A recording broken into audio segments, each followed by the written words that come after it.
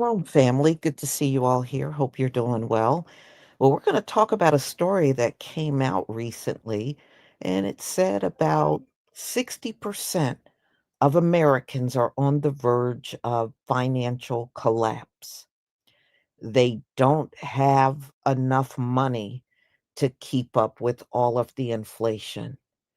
And many of them, but you know what? Many people always live paycheck to paycheck, whether there's an inflation or not. But it seems to be getting worse, especially worse for people that never experienced it before.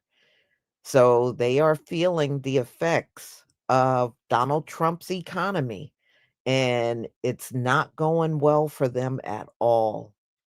So I'm going to share my screen. I mean, it's not too shocking that people are not doing well.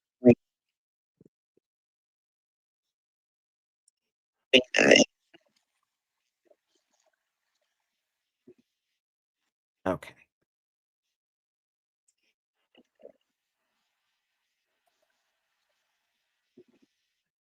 Okay.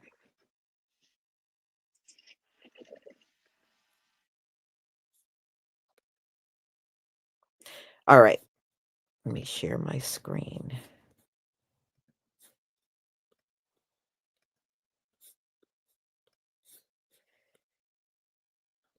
All right.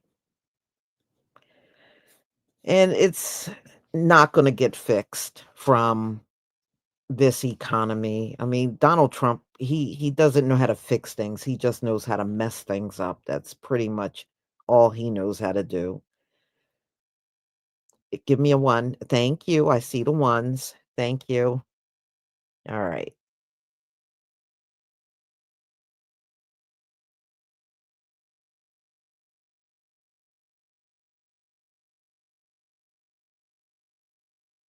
So many Americans already believe that we are in a recession. They believe that the recession started a long time ago. They believe that the economy is currently crashing, and they are not listening to what you hear on the news. They are going online and they are sharing personal stories and showing the hardships right now that they are witnessing and what they're going through. Is it just me, or are we in a global recession? I mean,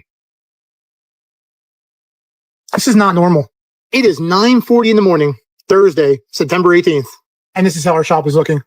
Now, thank God I have a few inspections to do, so I'm going to stay busy today. I have like 14 government vehicles I have to do. But you can't tell me this isn't a government recession. Like, what the hell is going on here? I mean, as you can see, we're so busy. We have so many cars in here right now. 9:30 in the morning. We should be packed. We should at least have oil changes. We should have something. And before the people start commenting that, well, shops charge too much money. Our shop doesn't. We actually charge a lot less than we should to make good margins and actually make money. So we actually undercharge a whole lot at this shop, and we still don't have business. We are probably the cheapest shop in our area compared to all the other shops. Our labor is only $135. Other shops are like $150, $160, $180. Dealerships are like $200. And we do decent work. We do good work on cars. We never have complaints. We never have people come back. We never have returns. This is how our shop looks. This has got to be the beginning of the middle of a recession, and probably the beginning of a depression. I've been here 6 months. I have not seen it this bad. And it's been like this for the last probably week and a half, 2 weeks. So what's going on? Why is nobody coming in? If you guys are doing work on your own vehicles, respect. I respect that. I work on my own vehicle. You save a lot of money that way, but the people who can't afford to work on their own vehicles and have to bring it to a shop, they're not even here. I think we're cooked. Is it just me, or are we in a global recession? I mean, I don't care what anyone says. We are 1,000,000% in a recession due to the fact that Facebook Marketplace has been popping off lately. Like, people are selling their treasures that they've had in their basement or their garage because they need money. How's everybody surviving? I get paid bi-weekly, and we are a family of 4. We have 2 kids. How are y'all surviving? Because I'm not. I got paid today, and it's gone. Goes toward the mortgage, cell phone bill, gas and electric, garbage, everything gone. Between insurance, car insurance, between my husband and I, everything gone. And then I have to go to the grocery store. This isn't even factoring in groceries for a family of fucking 4. So imagine how it's like every month. It's like, do we go do a big load haul of groceries, or do we pay our mortgage? Like I can't do both. And my husband works 50 hours a week. I work 40 hours a week. We can't do both. We can't do both. So like, how are you doing it? The people that don't have kids are barely surviving. I am not surviving. I am not surviving. And I get paid biweekly. And people are like, oh, getting paid biweekly is so much better because then when you get paid more. No, it doesn't matter because all my bills get taken out at the same every month. I've tried to change it to the end of the month. It still doesn't matter. It still doesn't matter. It doesn't matter when you have your bills taken out. Your money is gone. There's nothing you can do. You just have to ride on this floating rock and spend, $150 on 4 products at the grocery store. I can't. I literally cannot. I don't know how people do it. And unless you're a rich elite, so I hope everybody on this floating rock screams like I do, and we can all scream together because I just don't collectively know how I can continue on with a recession. I've lived through one recession. I physically can't do it now. And you can call me dramatic. I don't really give. I'm going to crash out. I cannot survive like this. I can't. So there's a pretty good financial indicator out there called the used car market. And the used car market is a good financial indicator of how your country is doing because it means that people have liquid capital. If you have liquid capital, you can buy a used car cash because most used car sales are going to be cash purchases. So if used cars are selling well, probably doing pretty good. People have liquid capital. They're able to buy whatever they want. They don't feel stressed about the future. They're buying and selling things at leisure. If the used car market is bad, then people do not have liquid capital. They do not feel secure about the future, and they're hoarding whatever liquid capital that they do have. And right now, the used car market is tanked. It's tanked. No one is buying or selling anything, especially the cash purchases. So not a very good indicator for us as a country or our economy. Either people have no money to spend or they are incredibly insecure about their future. And either way is not good. So we're going to see how this plays out in the coming months. But I don't see that trend ending anytime soon. Retirement has become a real big issue here in the United States. In fact, a recent study has shown that 1 in 4 Americans believe that they will not be able to retire. Okay, here's something that most people probably don't really think about, because you're so used to seeing the elderly and maybe your own grandparents, the boomers that have their pensions, retirements, and that money's tight. They use coupons. They don't do much, but they manage. They get by. Most people going forward, especially if you're probably under 50, you will never retire. Almost nobody will in the future. There's so many things that have gone wrong between the inflation, the complete removal of pensions. Even a lot of pensions that are out there are going to have trouble one day with the markets. You could talk about the national debt. You could talk about pending interest rates, but there's so much going on. I think Denmark, even over in Europe, they just pushed their retirement age to 70. That's what we're trying to do right now. We're basically going to have to push Social Security back. Nobody's going to get rid of Social Security. What they're going to do is they're going to push it back so far that you'll be dead before you ever get it.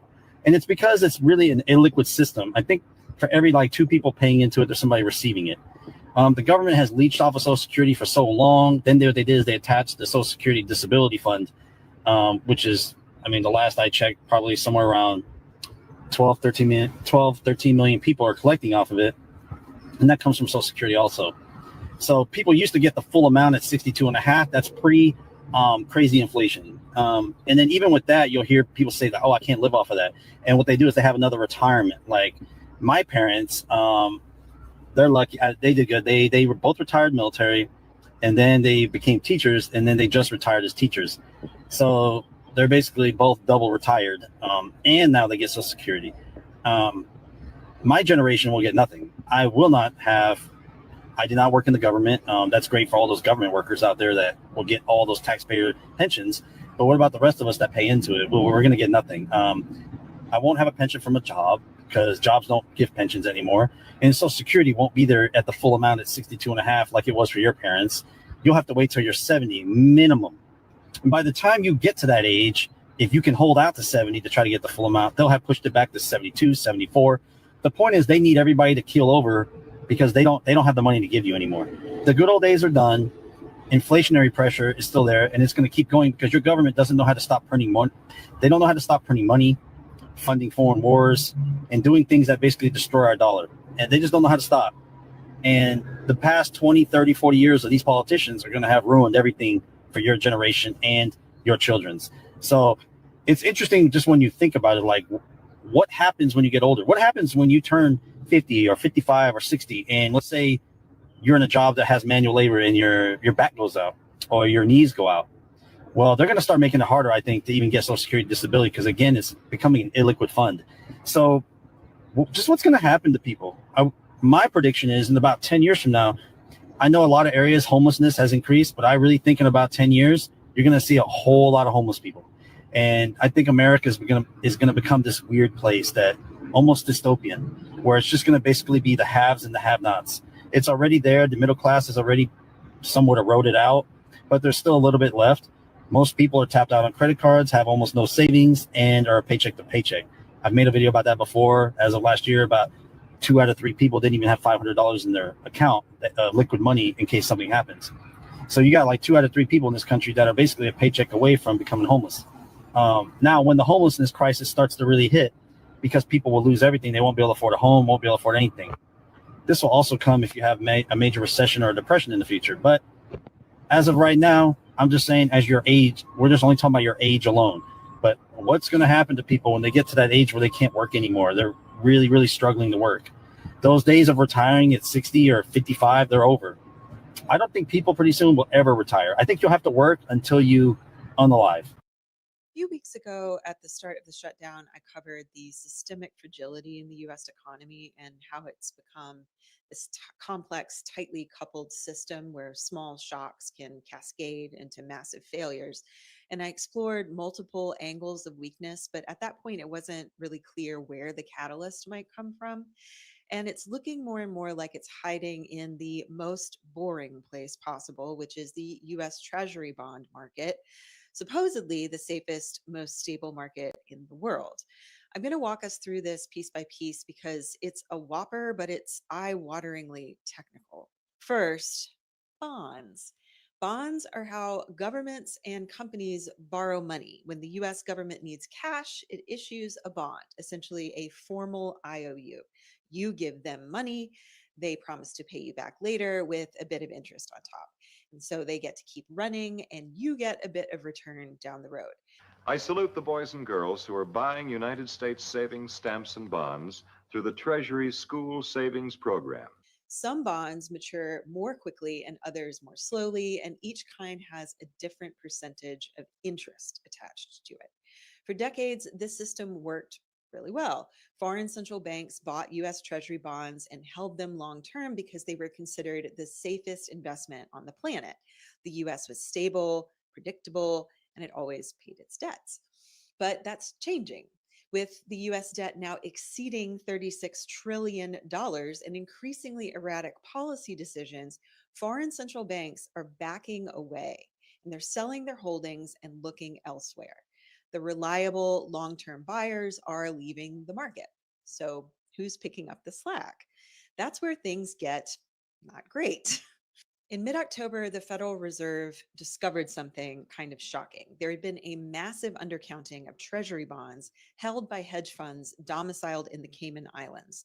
The estimates had been that they were holding around 600 billion, but the actual number they're holding is 1.8 trillion. Overall, this means they constitute 6 to 7% of the 29 trillion treasuries market. But between 2022 and 2024, they absorbed 37% of the new treasuries market. That means these hedge funds are buying 1/3 of the US debt since 2022. These funds are now the largest foreign holder of US debt in front of China and Japan. So, what are they doing with all of these bonds? I give you one guess. They're gambling. Specifically, they're running something called a leveraged basis trade. Here's how that works. Let's say I'm a hedge fund and I want to make a $100 million basis trade. So I go to a bank or a private lender and I put down 2 million of my own money and borrow 98 million to buy 100 million in treasuries. So I've now borrowed 98% of the money to do this. And this is an average percentage for these kinds of trades now. The 98 million the bank loaned me comes with an interest rate, of course. And so the lower this rate is, the better for me. I buy the 100 million in bonds and then have to post the bonds as collateral for my $98 million loan, which I'm now paying 5% interest on. I then go to an exchange and sell the contract to deliver that bond at a fixed price in the future, usually somewhere around 3 months. This future price is usually higher than the price right now because bonds yield interest. I've now bought $100 million in treasuries and I've borrowed at 5%. My futures contract says I'll sell the treasuries at 5.15% more than what I bought them for, implying an annual yield of 5.15%. Because treasury bonds are normally extremely stable, the price differences I'm betting on are tiny, fractions of a percent. So I'll potentially only make 0.15% profit on this trade, which is $150,000. Here's what this looks like from another angle. You can see that I've mobilized $100 million in treasuries to make 5.15 million, but it costs me $5 million to get most of that. So my actual profit is tiny. And this is why I need massive amounts of capital to make this work. And I need to keep doing it constantly. So I'm going to roll over those positions every day if I can to keep that money machine printing. So zooming out, we have trillions of dollars in treasuries financed by borrowed money that are being rolled over daily in bets on tiny movements in price. What could go wrong? Clearly, a lot. We saw a crisis in 2020 when COVID hit and everyone rushed for cash. Banks stopped lending overnight, and hedge funds running these exact same basis trades were forced to dump their treasury holdings immediately in order to pay back those giant loans. The selling became a stampede and prices crashed. The Federal Reserve had to step in at that point and buy over $1 trillion in bonds just to stop the cascade. But that was with far less leverage in the system than we have now. We now have 2 times the amount of money being borrowed versus directly invested, and 3 times the amount of treasuries tied up in basis trades. After that crisis, the Fed created something called the Standing Repo Facility, where banks can go as a lender of last resort to get overnight loans if the regular lending market dries up. That's now being tapped at record levels. Banks are going to the Fed for overnight cash because they're either unwilling or unable to lend to each other through normal channels. The SRF was created in 2021 after the COVID crisis and saw basically no usage until this year. Since September, however, it's seen activity pretty much every day. And on Halloween, the banks borrowed 50 billion, which is a record. And that's from a place with higher interest rates than is supposedly available on the open market. Those interest rates are tracked through a metric called SOFR, the Secured Overnight Financing Rate. It's essentially the pulse of the repo market, which is where these hedge funds are borrowing their money every single day. If we look at a bit of historical data, we can see that before COVID, these basis trades used to be reliably profitable at half of the leverage. During COVID, money was virtually free, and after, with the interest rate almost doubling, these trades are only profitable with huge positions and lots of leverage. Add to this that regional banks are under pressure from commercial real estate losses and recent bankruptcies. First Brands and Tricolor, looking at you there. The government shutdown is draining liquidity from the system. And when the shutdown ends, the Treasury will need to issue massive amounts of new debt just to catch up, which will strain the market even further.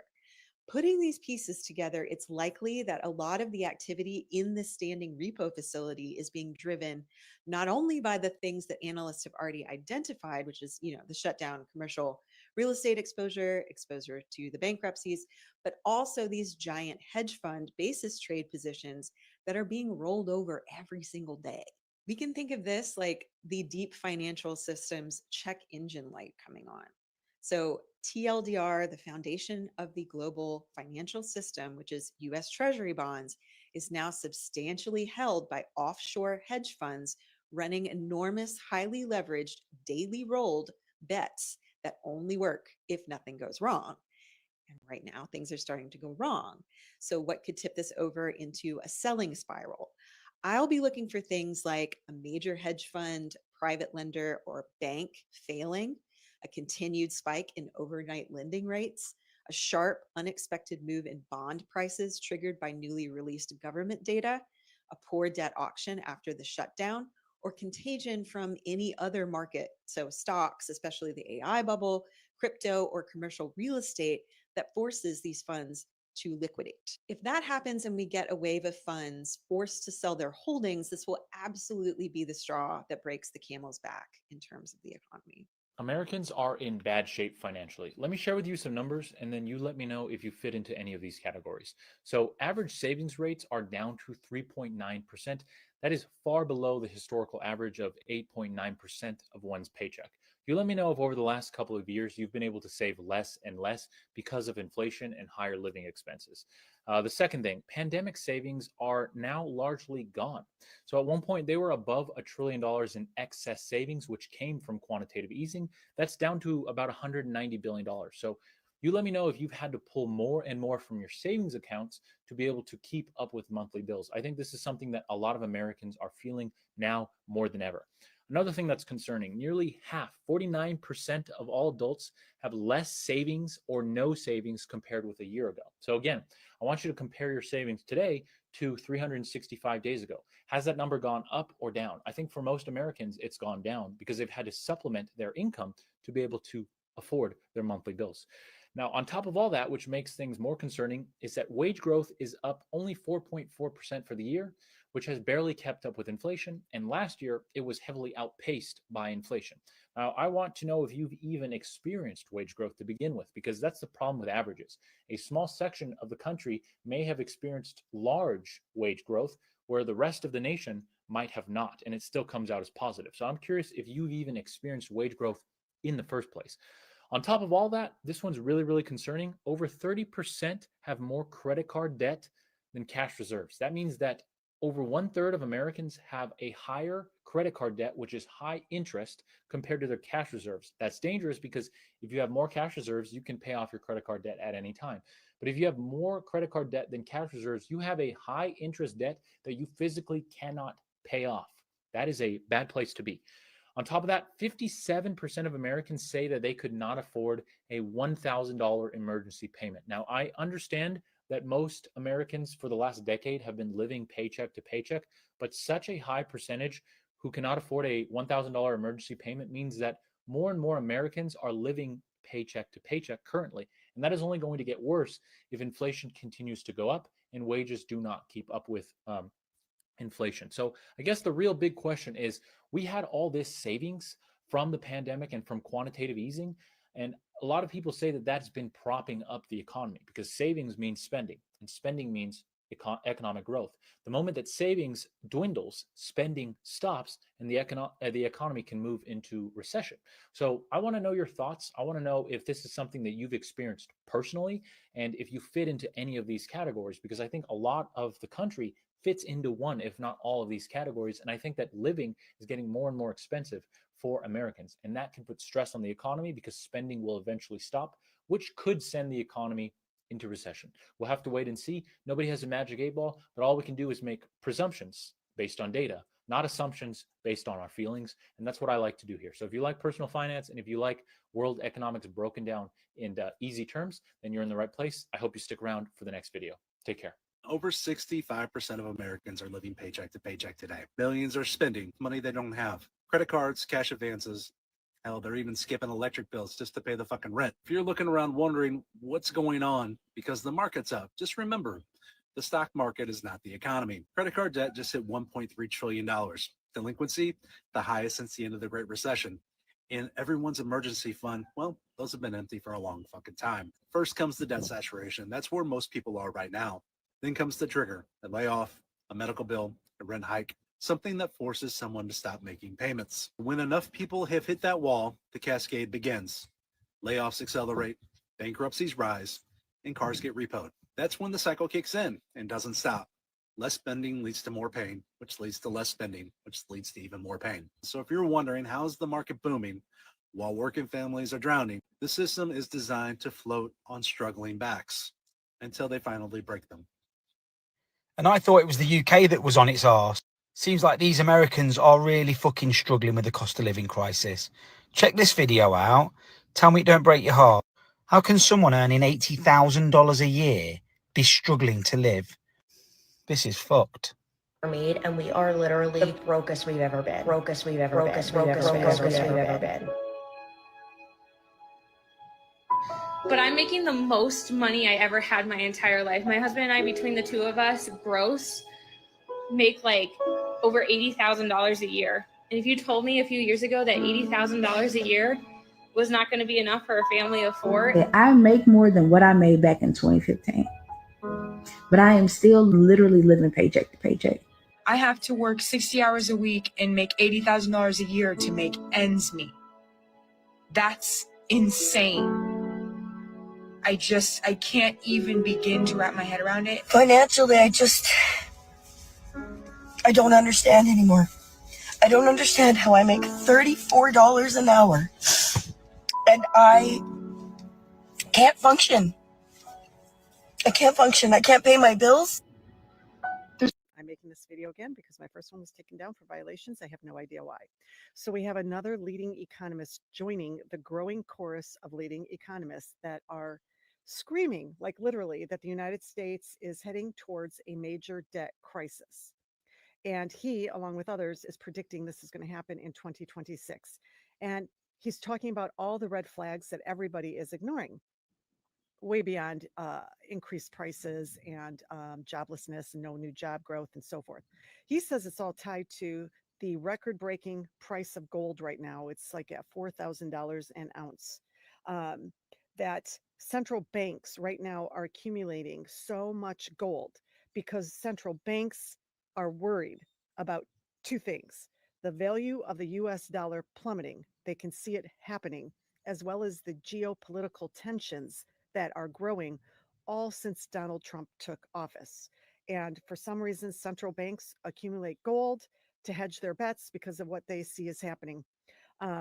He says that Wall Street is behaving the same way they did before the 2008. Bottom 60% of U.S. households don't make enough money to afford a minimal quality of life. Bottom 60% is a funny way of saying the majority. People are struggling to survive out here. Okay, they're working 2 or 3 jobs just to like make rent, and that's honestly atrocious in my opinion. When there are billionaires out here who be making more money in one day than we will ever make in our lifetime, and it truly makes me sad, to be honest. Like, how is this a fair world, especially when you know they didn't work for it? Most of them came from generational wealth. Me, personally, I come from generational poverty. So maybe not poverty, but yeah, poverty, okay? I don't care what anyone says. It's just crazy out here. There are people who can't even make their health insurance. There are people getting denied health insurance claims for actual help.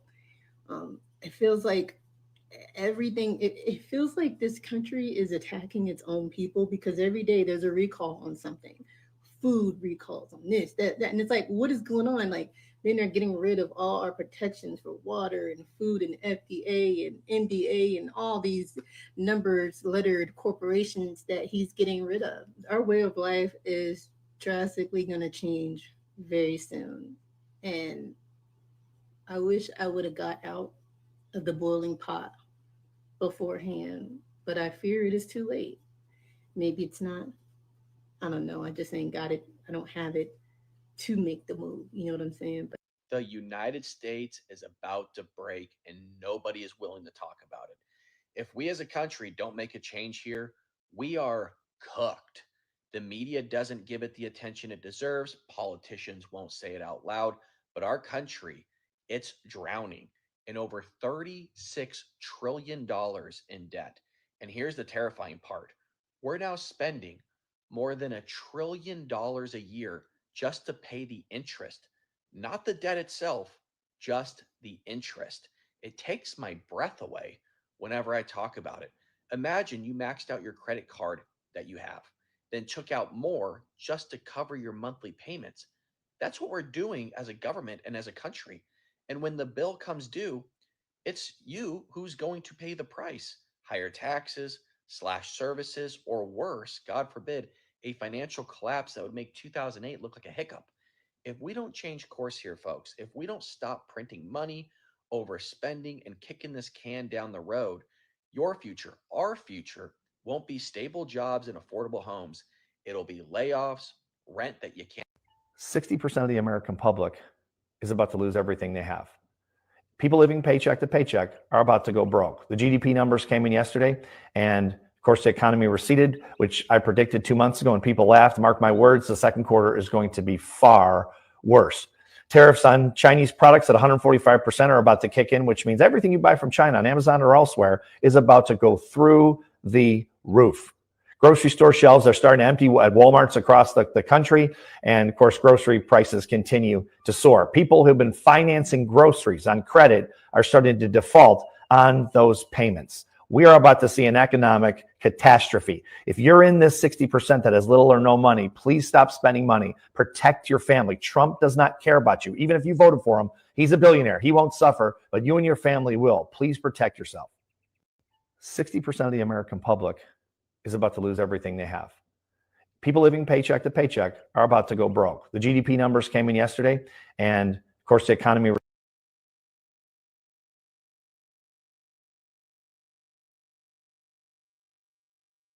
Y'all, it is bad out here. And, Donald Trump, the only thing that I noticed over the past few weeks, the only thing Donald Trump does, he goes on different news shows telling everybody that the economy is fantastic. No, it isn't. And he said food prices are down, gas is down, nothing is down up in here. And I don't even know why he act like we don't go out every day and see these prices. We go out there every day and see these prices, but he think he's going to con us into believing that the economy is so great under Donald Trump. He actually made it worse.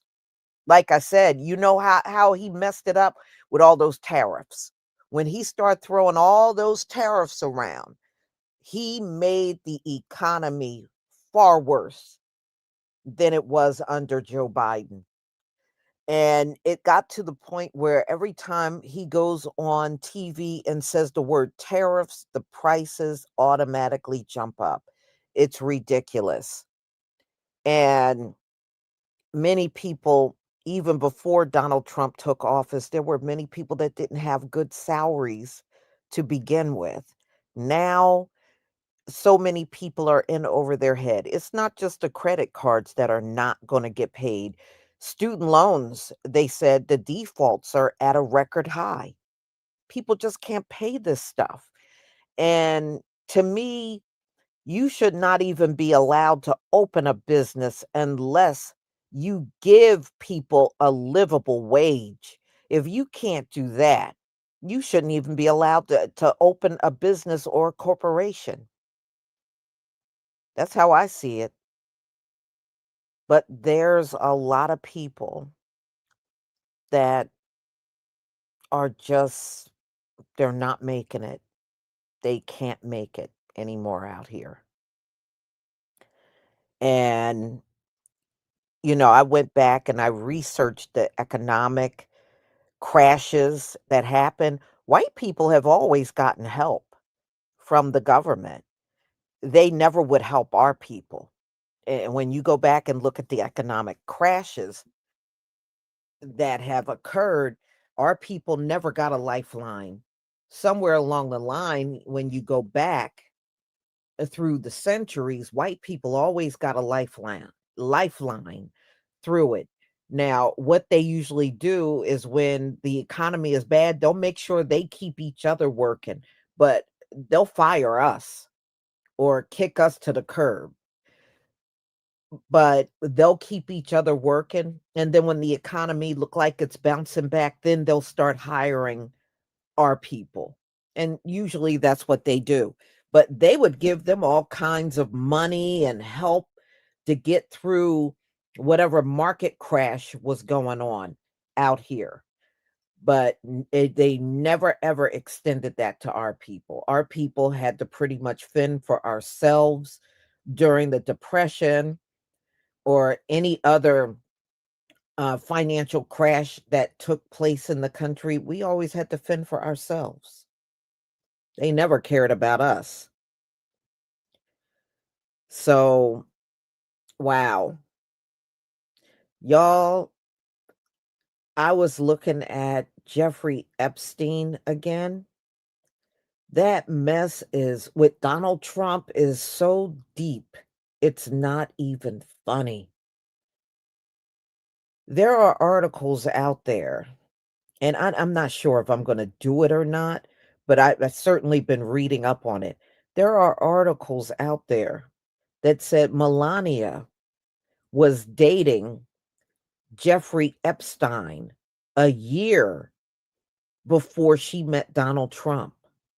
So she's like a Jeffrey Epstein secondhand, used secondhand person, but she was dating Jeffrey Epstein.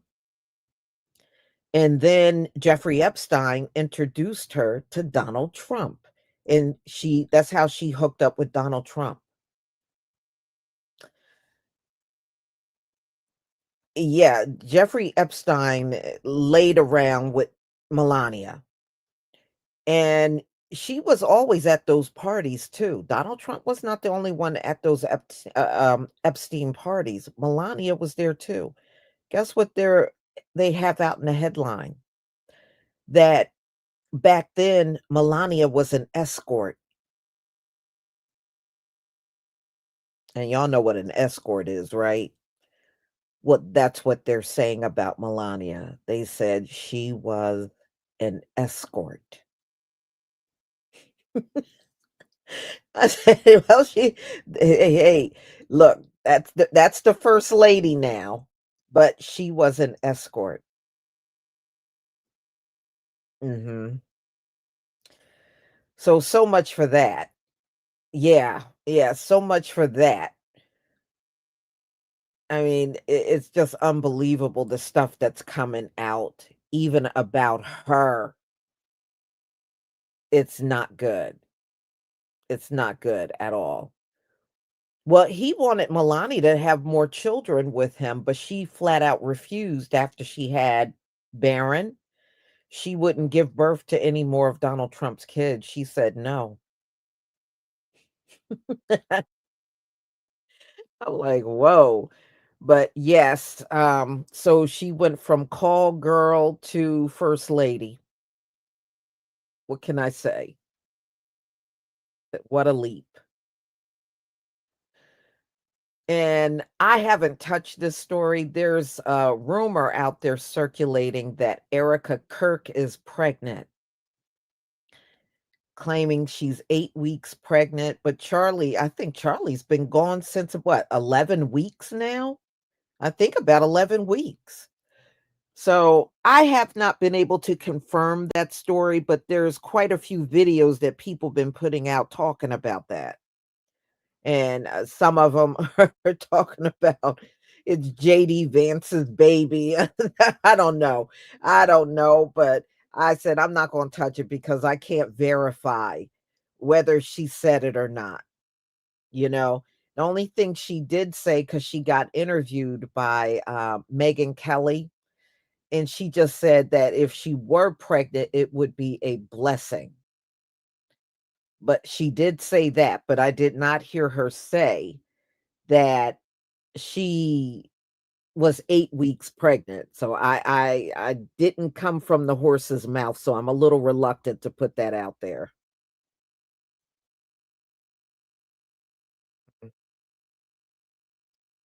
No, Barron looks creepy like Donald Trump, though. If you look at Barron's face, Barron got that same creepy look that Donald Trump got. He does. I'm sorry. I think that's really Donald Trump's kids because they got that same creepy look on their faces. Hmm. Yeah, but you know what? It tells you how low this country has sunk. Look at who your president is, a 34 convicted felon, and his wife is An ex-call girl. You can't make this shit up for real. You can't make it up. What a joke. What a joke. But these are the people we're supposed to look up to? Wow. Wow, this is what we're supposed to look up to.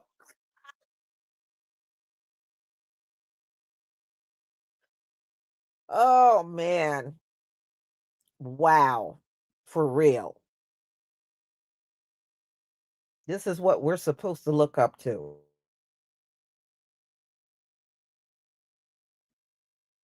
I just think that's hilarious.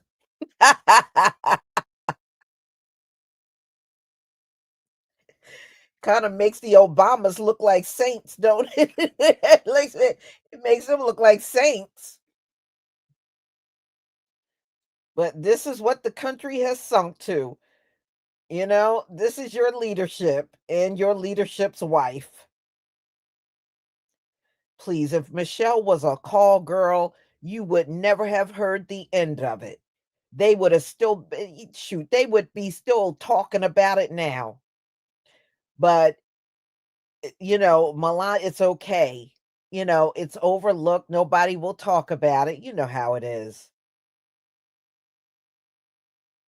Mm-mm-mm. So, y'all, this is my last live. Thank you for being here. And, you know, I'll have a whole different lineup for tomorrow. So I will see you then. Shalom, family.